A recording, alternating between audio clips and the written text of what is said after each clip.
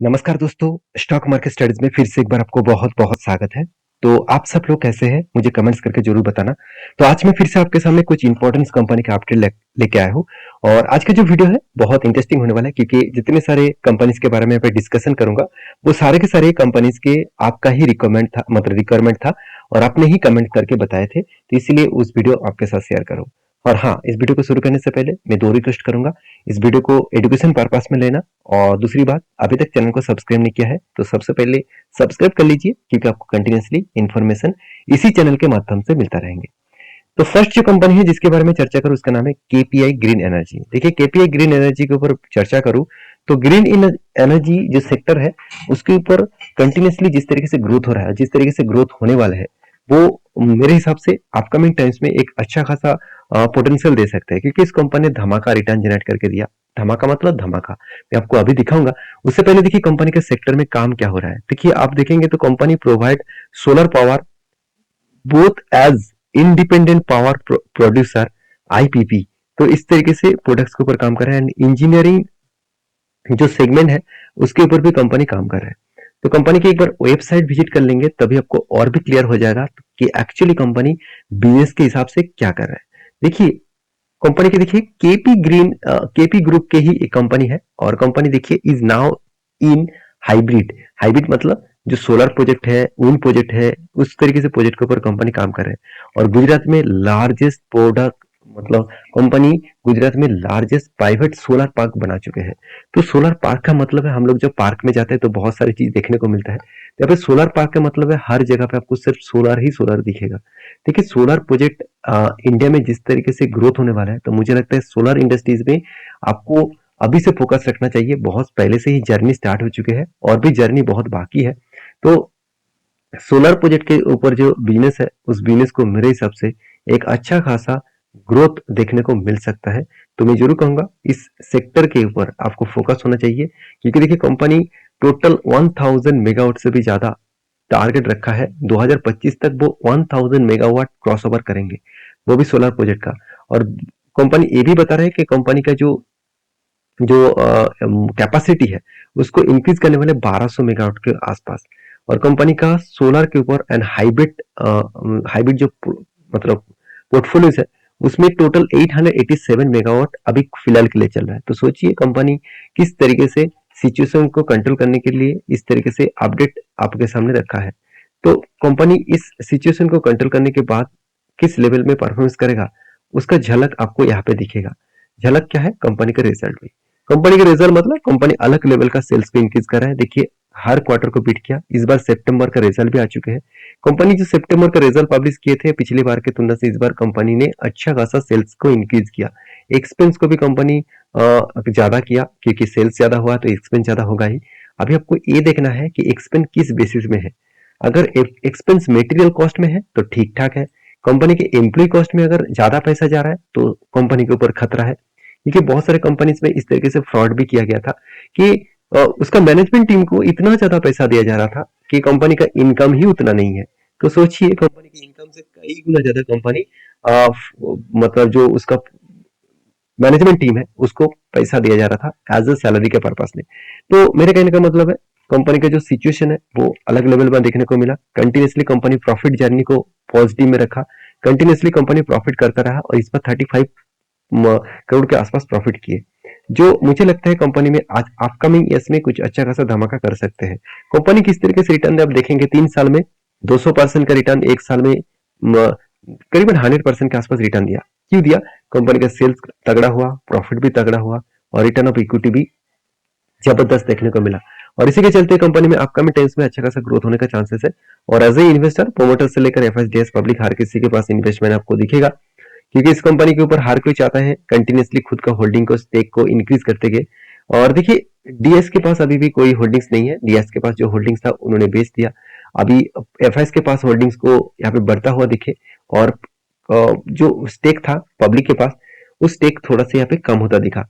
तो इस तरीके से सिचुएशन तो चलते रहेंगे। तो आपको देखना है कि कंपनी के ऊपर परफॉर्मेंस अपकमिंग टाइम्स में क्या होने वाला है। देखिए लास्ट कुछ फ्यू डेज का डेटा दिखा दूं तो कंटिन्यूसली 60 टू 50% के आसपास डिलीवरी उठाया जा रहा है। इसका मतलब कंटिन्यूसली इस कंपनी के ऊपर डिलीवरी उठाया जा रहा है। उस बेसिस में कंपनी का चार्ट पैटर्न कुछ अलग लेवल में बना। तो जब से कंपनी स्टार्ट हुई है उसके बाद कंपनी मतलब एक्चुअली कोविड के बाद कंपनी स्टार्ट हुआ, 2021 में कंपनी स्टार्ट हुई, तब इसका प्राइस था करीबन करीबन 55 रुपीज के आसपास। और आज कहाँ पे है? आज कंपनी का प्राइस 1000 के आसपास है। तो 55 रुपीज से 1000 तक ये जो जर्नी है, मतलब 2 साल के अंदर अंदर कंपनी जो 2 साल नहीं, चलो 3 साल मान लेता हूँ, 3 साल में कंपनी जर्नी कितना दिया? 1400% के आसपास। तो यहाँ पे बता दो 1400% के आसपास कोई छोटा मोटा रिटर्न है क्या? 1400% के आसपास मतलब कंपनी आपको 14 टाइम्स रिटर्न जनरेट करके दिया। अभी इस कंपनी के ऊपर ये अभी क्या सिचुएशन है, क्या राय है? देखिए, इस कंपनी एक रेंज के ऊपर ट्रेड कर रहा है, एक बॉक्स रेंज के ऊपर ट्रेड कर रहा है। इस तरीके से बॉक्स रेंज को निकोलास जो अमेरिकन एक डांसर था, उन्होंने इस तरीके से बॉक्स फॉर्मेट को मतलब इस बॉक्स फॉर्मेट को उन्होंने स्टडी किए और इसके ऊपर काम किए और करोड़ों का पैसा छापे इस फॉर्मेट को, मतलब सॉरी इस टेक्निक को यूज करके। तो मुझे लगता है इस तरीके से सिचुएशन को जब ब्रेकआउट करेगा तो एक बड़ा अपटर्न मोमेंटम देखने को मिल सकता है, क्योंकि कभी इतने लंबा जर्नी के बाद किसी जगह पे अगर वॉल्यूम हो रहा है तो सोचना वहां पे सेलर से कई गुना ज्यादा बायर एक्टिव है। क्योंकि जब जब नीचे आने का कोशिश किया, देखिए इसको टच किया ऊपर गया, इसको टच करने के आसपास आया ऊपर गया, इसका मतलब सेलर से कई गुना ज्यादा बायर एक्टिव है। अभी देखना है मार्केट किस तरीके से इसको रेट करते हैं, मार्केट इस सिचुएशन को किस तरीके से हैंडल करते हैं। तो इस बात को आपको सोचना चाहिए। तो आपको इस कंपनी के बारे में क्या राय है जरूर कमेंट्स करके बताना। तो नेक्स्ट जो कंपनी है जिसके बारे में चर्चा करूं उसका नाम है ग्रीन पैनल इंडस्ट्रीज।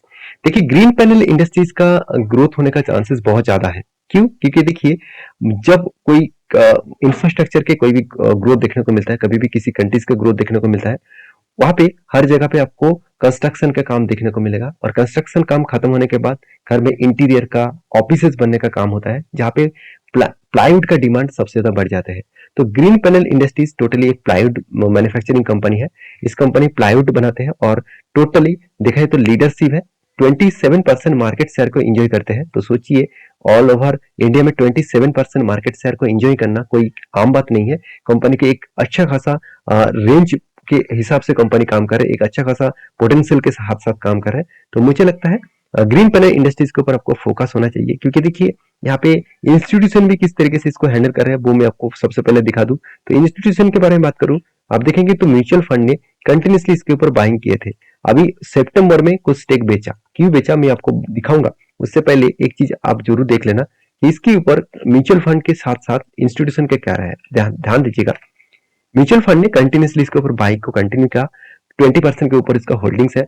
और डीएस के पास सॉरी एफएस के पास जो होल्डिंग्स है, थोड़ा सा स्टेक यहाँ पे बेचा गया। और प्रोमोटर के पास जितना होल्डिंग्स था आज भी उतना होल्डिंग्स को कंटिन्यू कर रहा है। बाकी होल्डिंग जो पब्लिक के पास है करीबन 20% के आसपास। तो ये सारे व्यक्ति क्यों इसके ऊपर होल्ड कर रहा है? क्योंकि कुछ ना कुछ तो बड़ा होने वाला है ना, इसीलिए। और हाँ, जिसके कारण शेयर के ऊपर एक प्रेशराइज देखने को मिला और शेयर को सेल ऑफ किया गया म्यूचुअल फंड के माध्यम से, उसके पीछे रीजन कौन सा है? रीजन आपको यहाँ पे दिखेगा, चार्ट में दिखेगा। चार्ट में दिखेगा क्यों? क्योंकि देखिए, एक मैंने आपको मेंशन किया था कि कुछ इस तरीके से ट्रेड बना था, एक कंटिन्यूसली एक सेल ऑफ जर्नी देखने को मिला था, लोअर लो बनते जा रहा था और उसके बाद देखिए फाइनली एक ब्रेकआउट भी किए और ब्रेकआउट होने के बाद एक यहाँ पे लंबा जर्नी हुआ। और मैंने आपको ये भी मेंशन किया था, यहाँ पे ब्रेकआउट हुआ, जिस तरीके से ब्रेकआउट हुआ है वो प्रीवियस जो स्विंग रेजिस्टेंस है उस रेजिस्टेंस को वो टच करेंगे। तो देखिए इजीली इस जगह से वो जर्नी करके यहाँ तक टच किए। और आप मेरा पुराना सब्सक्राइबर है तो आपको पता है, तो मैंने आपको इस ट्रेंड में आपको मेंशन किया था कि इस जिस तरीके से यहाँ पे हाई वॉल्यूम के साथ ब्रेकआउट हुआ है तो इजीली वो रेजिस्टेंस तक जरूर जाएगा।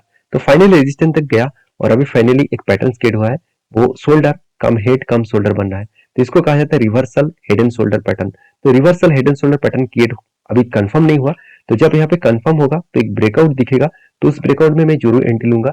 और मेरा जो टारगेट रहेगा वो करीबन 35% के आसपास। तो अभी तक फिलहाल के लिए कोई एंट्री लेवल्स नहीं बना है, तो मैं आपको इसीलिए मार्किंग कर रहा हूँ क्योंकि आपको भी इस कंपनी के ऊपर स्टडी करना चाहिए। और हाँ, मैंने ट्रेड क्यों लूंगा उसके बारे में बात करूँ तो मैंने कंपनी के ऊपर जो परफॉर्मेंस दिखा, जो मुझे सबसे अच्छा लगा, कंपनी का सेल्स में थोड़ा सा इस बार कमजोरी देखने को मिले है, फिर भी कंपनी प्रॉफिटेबिलिटी में कंटिन्यूसली प्रॉफिट को जर्नी को मेंटेन्स कर रहा है। ईयर पर बेसिस में आपको कभी भी प्रॉफिट कम देखने को नहीं मिलेगा, कंटिन्यूसली प्रॉफिट को लगातार आपको पॉजिटिव में देखने को मिला है।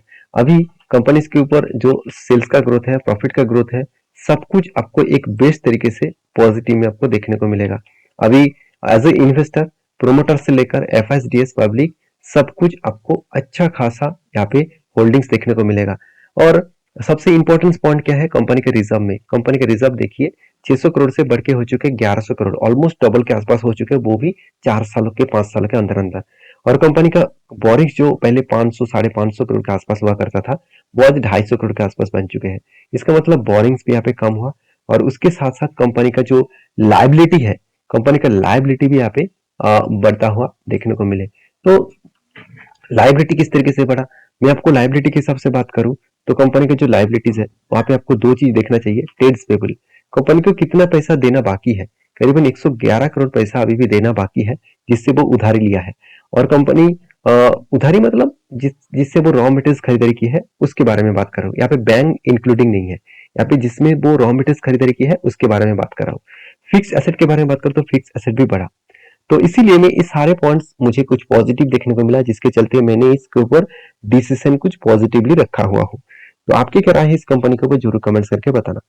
तो लास्ट जो कंपनी है जिसके बारे में चर्चा करूँ उसका नाम है Zydus life care, sorry life science limited. तो जाइडस लाइफ साइंस लिमिटेड ये देखा जाए तो एक फार्मास्यूटिकल कंपनी है, तो एक ड्रग्स बनाने वाला कंपनी है। तो इस कंपनी के बारे में बात करूँ तो कंपनी 1995 से स्टार्ट हुआ और तब से लेकर इस कंपनी काम कर रहा है। और कंपनी एक कैडिला हेल्थ केयर, आप सभी जानते हैं कैडिला हेल्थ केयर के बारे में, उसी ग्रुप के कंपनी है और मतलब जाइडस ग्रुप के ही कंपनी है। इसको कैडिला हेल्थ केयर नाम से जाना जाता था, अभी जाइडस लाइफ साइंस के नाम से जाना जाता है। और कंपनी की जो बिजनेस है उस बिजनेस में किस तरीके से ग्रोथ हो रहा है वो आपको यहाँ पे दिखेगा। कंपनी के देखिए सेल्स में इंक्रीजिंग तो हुआ, कंपनी के ईयर ऑफ ईयर बेसिस में सेल्स का इंक्रीजिंग हुआ, एक्सपेंस को भी कंट्रोल करने के बाद कंपनी का ओपीएम ऑपरेटिंग प्रॉफिट मार्जिन में भी बड़ा धमाका दिखा, 20% से ग्रोथ होकर 29% बना। तो यहाँ पे एक पॉजिटिविटी देखने को मिला क्योंकि कंपनी आज तक इतना परसेंटेज ग्रोथ नहीं कर पाए। और कंपनी का अर्निंग पर शेयर भी बढ़ चुके हैं, जो 5% हुआ करता था, 6% हुआ करता था, आज वो 10.5% बन चुके हैं। हाँ, बीच में एक बार करीबन 30% के आसपास यहाँ पे जो इसका अर्निंग पर शेयर है वो बढ़ता हुआ देखने को मिला था। तो यहाँ पे चौंकने वाला यही बात है कि आपको लग रहा है कि सर इस टाइम में क्या बहुत ज्यादा प्रॉफिट हो गया था, बिल्कुल नहीं। कंपनी को आदर्श इनकम से ज्यादा प्रॉफिट मिला था। कंपनी का कोर बिजनेस, मदर बिजनेस में कोई भी चेंजिंग नहीं है, कंटिन्यूसली उसी रेंज के हिसाब से प्रॉफिट हो रहा था। कंपनी का आदर्श इनकम से पैसा ज्यादा मिला, जिसके चलते कंपनी का प्रॉफिटेबिलिटी में चेंजिंग आया और उसके हिसाब से अर्निंग पर शेयर भी बढ़ा। अभी एज ए इन्वेस्टर इस कंपनी के ऊपर देखिए एफएसडीएस पब्लिक हर किसी ने निवेश करके रखा है। और कंपनी के ऊपर जो डिलीवरी का डेटा है आप देखेंगे तो एक कभी से मतलब डिलीवरी ड्रॉप हो रहा है, कभी डिलीवरी ज्यादा हो रहा है, मतलब हाई वोलेटिलिटी के हिसाब से चल रहा है। अभी रही बात चार्ट पैटर्न का, तो इसके बारे में चर्चा करूं तो चार्ट पैटर्न कुछ इस तरीके से दिखा। तो मैंने आपको ये भी मेंशन किया कि कंपनी एक लंबा जर्नी करने के बाद ऊपर गया है और यहाँ पे यू शेप जैसे पैटर्न क्रिएट किया। जब इस तरीके से पैटर्न क्रिएट करता है तो वो पैटर्न ऑब्वियसली क्लोजिंग होता है हायर लेवल तक, प्रीवियस रेजिस्टेंस तक। तो अभी फाइनली अभी क्या होना चाहिए, देखिए फाइनली मुझे यहाँ पे एक शोल्डर क्रिएट दिखा, उसके बाद फिर से एक बिग मतलब हेड बना, उसके बाद फिर से एक शोल्डर, और मैं इंतजार कर रहा हूँ फिर से एक शोल्डर अगर क्रिएट करके ब्रेकआउट करे तो एक बड़ा सा लंबा जर्नी आपको देखने को मिल सकता है। तो जाइडस लाइफ केयर के ऊपर फोकस रखिए और बाकी आपके क्या राय है इस कंपनी के ऊपर जरूर मुझे कमेंट्स करिए। नेक्स्ट जो कंपनी जिसके बारे में बात करूं उसका नाम है जीके वायर्स लिमिटेड। तो जीके वायर्स लिमिटेड जो है वो एक देखा जाए तो स्टील मैन्युफैक्चरिंग कंपनी है। तो इसके ऊपर एक बहुत बड़ा अपडेट आया और फर्स्ट टाइम कंपनी स्प्लिट देने जा रहा है। हर एक शेयर के बदले आपको 5 शेयर बोनस के स्प्लिट के हिसाब से मिलेगा, क्योंकि इसका जो फेस वैल्यू है वो 10 रुपये है, वो बनने जा रहे हैं 2 रुपया। तो ये सारे पॉइंट्स मैं आपके साथ क्लियर कर चुका हूँ। प्लीज इस सारे पॉइंट्स को एज एजुकेशन पर्पस में लेना, मेरे तरफ से कोई भी बाय एंड सेल का रिकमेंडेशन नहीं है। सोच समझकर काम करना, और इस तरीके से इन्फॉर्मेशन पाना है तो चैनल को बने रहिए, चैनल को सब्सक्राइब भी करिए। मिलेंगे नेक्स्ट वीडियो में, तब तक अच्छे से रहिए, अपने ख्याल रखिए, धन्यवाद।